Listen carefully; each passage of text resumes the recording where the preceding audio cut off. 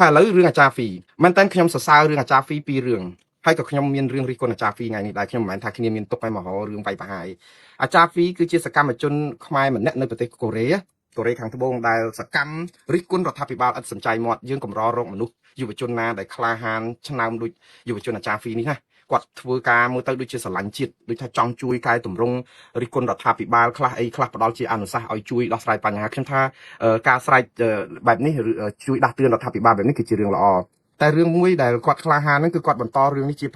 ប្រចាំមកទោះជារងការគំរាមកំហែងអីសពបែបយ៉ាងមកក៏គាត់មិនរៀថយអានេះគឺជារឿងវីរៈភាពពីរដែលបង្ហាញថាអាចារ្យហ្វីគឺជាក្តីសង្ឃឹមធំសម្រាប់អ្នកតស៊ូនយោបា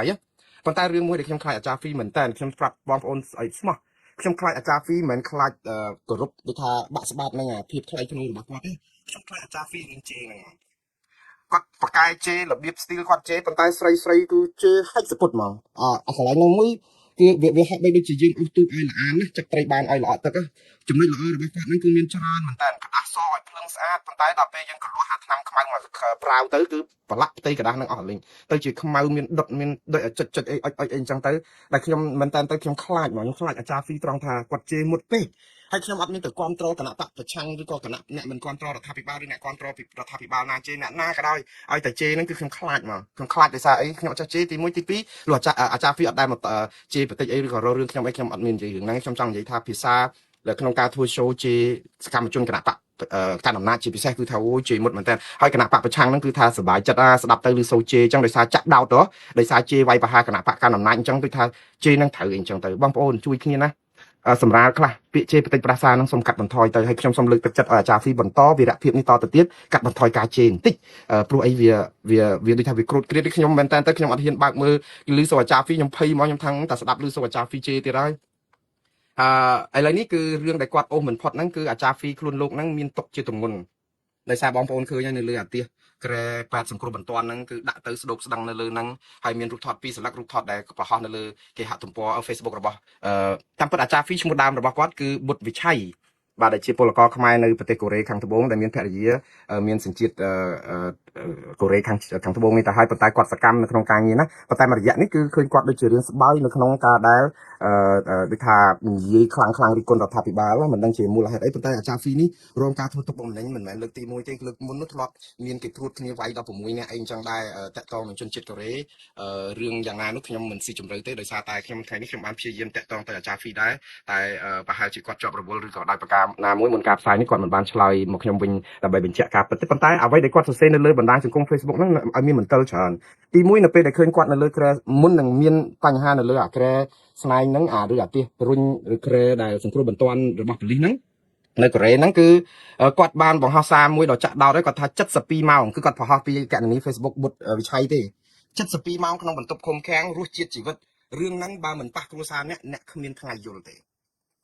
េហើយសារបែបហ្នឹងគឺធ្វើឲ្យគេថាហេតុអីបានអាចារ្យហ្វីទៅជាប់ឃុំ72ម៉ោងរឿងអីឲ្យប្រកាសអត់មាននរណាដឹងរឿងទេក្រៅពីសម័យខ្លួនដល់តែពេលក្រោយមកទៀតគាត់ដាក់ថាខ្ញុំយល់ច្បាស់ណាស់ផ្លូវនេះអ្នកធ្វើនយោបាយគឺដើម្បីឆ្នាំងបាយពេលដែលអ្នកជួបបញ្ហាគឺគ្មានអ្នកអើពើនឹងប្រហោះពីអាចារ្យហ្វីម៉ោងឬក៏វិឆ័យសំទោសបុត្រវិឆ័យទៅដែរពេលដែលគាត់ជាប់ឃុំ72ម៉ោងនៅប៉ុស្តិ៍ប៉ូលីសរួចទៅគាត់ថាអត់មានអ្នកណាជួយទេនៅពេលដែលគាត់ធ្វើនយោបាយចាប់ផ្ដើមធ្វើឲ្យមានមន្ទិលគ្រប់គ្នាជាពិសេសគណៈបកកណ្ដាលអំណាចគឺយកឱកាសវាយប្រហារក្រុមប្រឆាំងបានភ្លាមថាអាចារ្យហ្វីនេះមានទុកមានអីគេព្រួតគ្នាវាយនៅប្រទេសកូរ៉េខាងត្បូងដល់ពេលជាប់ឃុំឬក៏មានទុកធ្លាប់តែនិយាយរិះគន់រដ្ឋាភិបាលដើម្បីគ្រប់គ្រងបកប្រឆាំងឥឡូវក្រុមប្រឆាំងអត់ជួយនេះហើយគឺជាលទ្ធផលដែលអ្នកឯងខ្សែគប់ក្រុមប្រឆាំងឃើញទេក្រុមគណៈបកប្រជាជនកម្ពុជាគឺក៏យកឱកាសហ្នឹងវាយប្រហារដើម្បីកេងចំណេញនយោបាយភ្លាមអត់ដឹងរឿងអីឡើយទេគឺអញ្ចឹងទៅហើយក៏មានចាក់ផ្ដើមនិយាយពីសហាយស្មន់ពីអាចារ្យហ្វីនឹងជាមួយនឹងអ្នកនាងវណ្ណលក្ខណាឯណានោះគឺផ្អើលពេញសង្គម Facebook ហ្នឹងគឺថាអត់មានទិញតំបន់នេះអត់ដឹងរឿងពិតអីប្រកាសទេតាអាចារ្យហ្វីគ្រោះថ្នាក់ដោយសារអីអ្នកណាវាយឬក៏គេធ្វើទុកបុកម្នេញផ្នែកនយោបាយឬក៏រឿងបញ្ហាគ្រួសាររឿងបញ្ហាផ្ទាល់ខ្លួនអត់មានទាំងអស់ព្រោះអីម្ចាស់ខ្លួនអត់ឆ្លើយអីទាំងអស់ក្រៅតែពីដាក់សារមកឲ្យវិលពេញបណ្ដាញសង្គមនឹងតែម្ដងតែគាត់ថាអ្វីដែលគួរឲ្យគាត់សម្គាល់សាររបស់អាចារ្យហ្វីនៅពេលដែលថាមានរឿងហើយអត់មានអ្នកណាជួយភាសានេះចាក់ដោតបន្តិចចាក់ដោតត្រង់ឲ្យប្រជាពលរដ្ឋមានការយល់ច្រឡំថាអាចារ្យហ្វីបែរប្រហែលជាប្រែហើយបដូរហើយដោយសារអីអន់ចិត្តជាមួយនឹងក្រុមប្រឆាំងដែលខ្លួនធ្លាប់ការពារវាយរដ្ឋាភិបាលដល់ពេលខ្លួនមានទុកហាក់បីដូចជារត់ចោលគាត់អីចឹងរឿងហ្នឹងគឺមានមន្ទិលមែនតើក៏ប៉ុន្តែរឿងដែលសំខាន់ដែលរឿងអាចារ្យហ្វីនេះរឿងអីកើតឡើងគឺភាគច្រើនគឺនៅប្រទេសកូរ៉េហ្នឹងកាលពីមុនមានគេព្រួតវាយព្រួតអីហ្នឹង យើងត្រូវដឹងថាមានមន្ទិលខ្លាំងតាក់ទងនឹងការតាមធ្វើទុកបុកម្នេញរបស់គណៈបកប្រជាជនកម្ពុជាឬក៏រដ្ឋាភិបាលកម្ពុជាទៅនឹងពលករនៅប្រទេស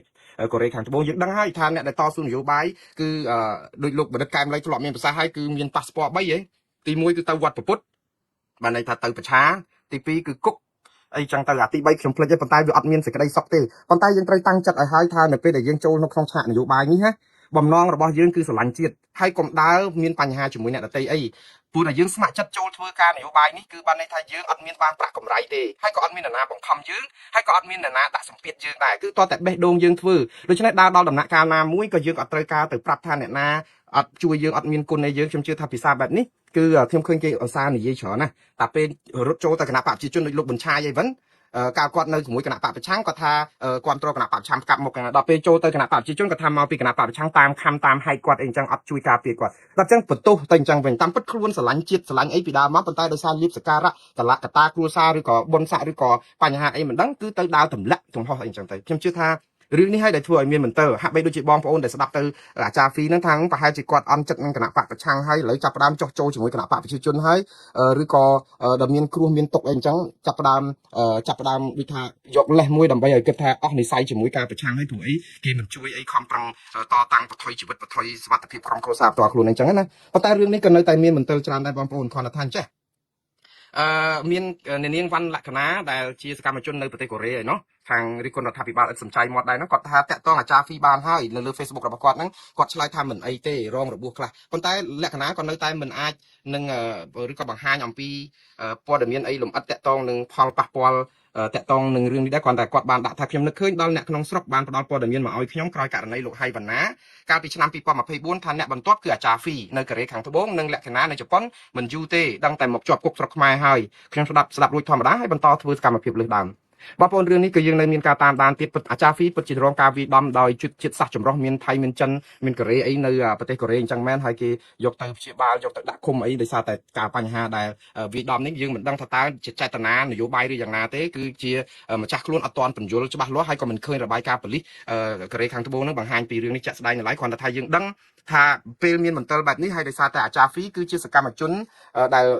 រិះគន់រដ្ឋាភិបាលឥតសំចៃមាត់អញ្ចឹងធ្វើឲ្យបងប្អូនខាងគណៈបកប្រឆាំងជាពិសេសចាប់ផ្ដើមភ្ជាប់រឿងនេះទៅនឹងព្រឹត្តិការណ៍លោកហេងសួរបងប្អូនចាំឯងលោកហេងសួរដែលសប្តាហ៍ថ្ងៃជារដ្ឋមន្ត្រីក្រសួងការងារហ្នឹងគាត់ធ្លាប់និយាយនៅក្នុងបណ្ដាញតាក់ទងបណ្ដាញគណៈបកកណ្ដាលអំណាចដែលជាមួយនឹងសកម្មជនបកកណ្ដាលអំណាចឃោសនិកបកកណ្ដាលអំណាចនៅប្រទេសកូរ៉េហ្នឹងហើយអាខ្សែអត្តសម្លេងហ្នឹងបែកធ្លាយ 4-5 ឆ្នាំហើយនិយាយអំពីយុទ្ធនាការឬក៏ចេតនារបស់រដ្ឋាភិបាលកម្ពុជាឬបកកណ្ដាលអំណាចនៅក្នុងការតាមកំទេចយុវជនដែលជាសកម្មជនគណបកប្រឆាំងនៅកូរ៉េគឺថាធ្វើគ្រប់រូបភាពវ័យតាមគ្រោះថ្នាក់ចរាចរណ៍ឬធ្វើយ៉ាងម៉េចគឺថាឲ្យតែមកឆ្នះដៃហើយនៅពេលដែលបញ្ចប់គុកនៅកូរ៉េក៏ជាប់នៅរយៈពេលខ្លីដែរហើយពេលដែលចេញពីកូរ៉េមកដល់ស្រុកខ្មែរចាំខាងកម្ពុជាហ្នឹងគណៈបកកណ្ដាលអំណាចនាំគ្នាចិញ្ចឹមថាដោះលែងពីគុកឬក៏ជួយសម្របសម្រួលអីធ្វើម៉េចគឺកំចាត់ក្រុមប្រឆាំងនៅក្រៅប្រទេសសារនេះគឺវានៅតែអណ្ដែតរសែតគ្រប់ពេលបើទោះបីជាលោកហេងសួរមិនបកស្រាយអីរឿងហ្នឹងក៏ដោយហើយក្រោយមកឮសូរថាសំឡេងហ្នឹងគឺជាសំឡេង AI កែអីយ៉ាងណាក៏ដោយក៏ប៉ុន្តែអ្នកខាងសារព័ត៌មានអាស៊ីសេរីកាលពីប្រហែលឆ្នាំមុនហ្នឹងផ្ទៀងផ្ទាត់ទៅតាមអ្នកជំនាញ AI បច្ចេកវិទ្យានេះថានេះគឺជាសំឡេងពិត 100% របស់លោកហេងសួរហើយអ្នកដែលលេចព័ត៌មានចេញមកហ្នឹងគឺសប្តាហ៍ថ្ងៃគាត់កំពុងតែនិរទេសខ្លួនទៅប្រទេសកូរ៉េខាងត្បូងដែលធ្លាប់ធ្វើការងារនៅក្រសួងការងារជាមួយនឹងលោកហេងសួរហើយនៅក្នុងបណ្ដាញក្រុមតាក់ទងគ្នានេះមន្ទិលនេះដែលធ្វើឲ្យគេគិតថាប្រហែលជាមានការធ្វើបាបធ្វើស៊ីអីលោកអាចារ្យហ្វ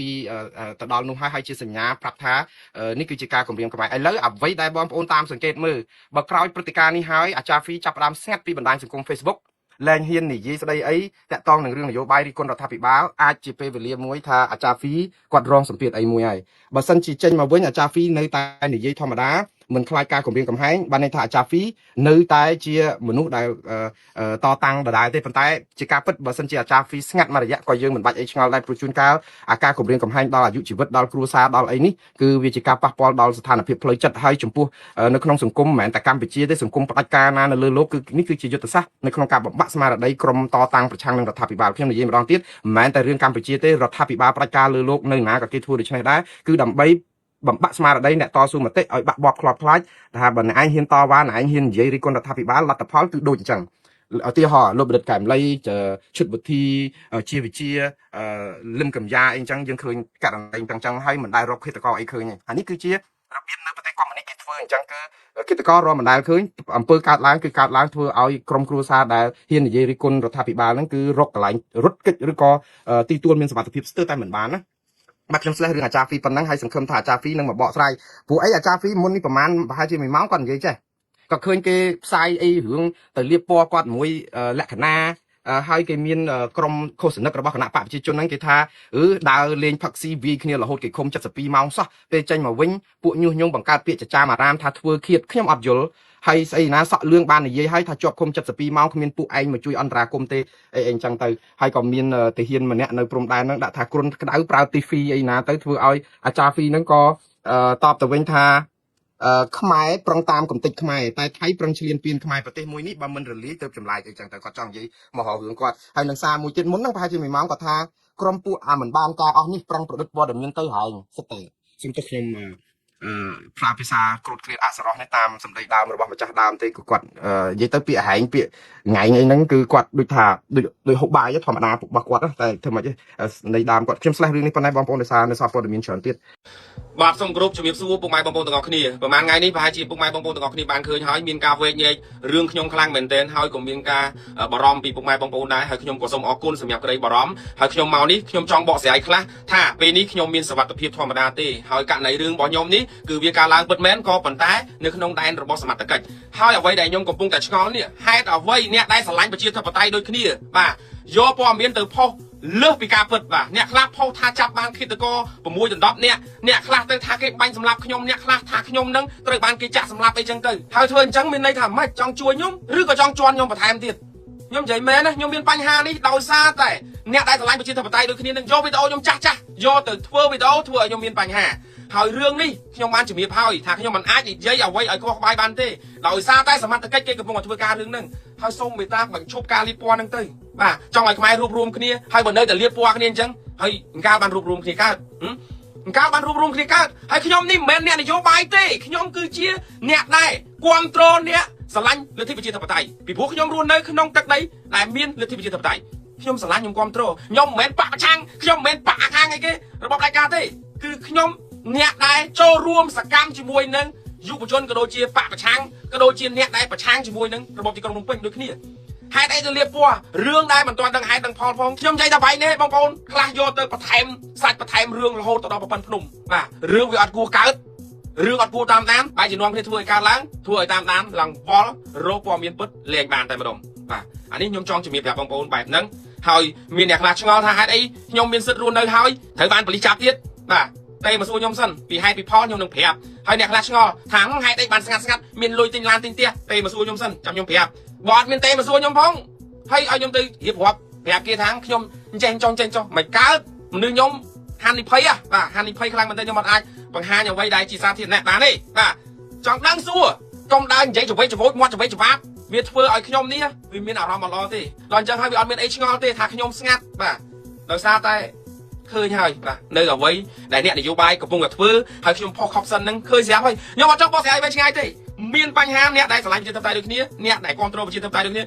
ាទេមកសួរខ្ញុំមកមាន Facebook មានលេខមាន Telegram មានអីទាំងអស់ហើយអញ្ចឹងទេមកសួរគ្នាមកហើយខ្ញុំពិតជាអរគុណមែនទែនសម្រាប់ក្តីបារម្ភរបស់ពុកម៉ែបងប្អូនទាំងអស់គ្នាប៉ុន្តែរឿងនេះដូចខ្ញុំបាននិយាយអញ្ចឹងកាលពីលើកមុននោះខ្ញុំត្រូវបានគេតាមសម្លាប់បាទពី3ដងហើយមកដល់ផ្ទះយើងពី3ដងហ្នឹងគឺប៉ូលីសបានកវួចរហូតបានទៅដល់6នាក់ក៏ប៉ុន្តែប៉ូលីសគេអត់ឲ្យនិយាយទេគេអត់ឲ្យនិយាយរឿងហ្នឹងទេបាទពីព្រោះប៉ូលីសនៅតែតាមដាននៅតែសកម្មធ្វើការរឿងហ្នឹងឈានទៅដល់ចាប់វាខ្លោងបាទហើយឥឡូវនេះមករឿងថ្មីនេះទៀតក៏គេនៅតែរក្សាបែបហ្នឹងដែរប៉ុន្តែខ្ញុំទេបាទនៅពេលដែលខ្ញុំចេញពីឃុំឃាំងមកវិញរយៈពេលប្រហែលជា10ទៅ20ថ្ងៃបាទបានគេបកគល